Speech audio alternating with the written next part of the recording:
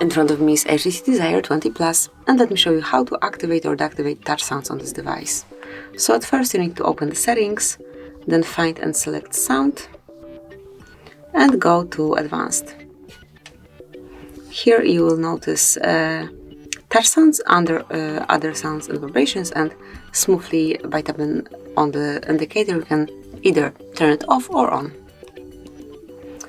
And let me just switch off the ND mode so you can hear it. Okay, so it's not active.